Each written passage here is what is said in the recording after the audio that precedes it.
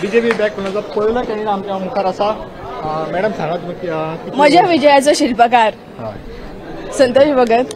भिवपाची कांयच गरज ना. As I always said when we have a tallest leader behind us doctor Pramod Sawant आणि ताचे घरकान जिने आपली बहीण कशी म्हज्या खातीर रात दीस ट्राय केले आणि म्हजे सगळे कार्यकर्ते आणि वेल विशर्स.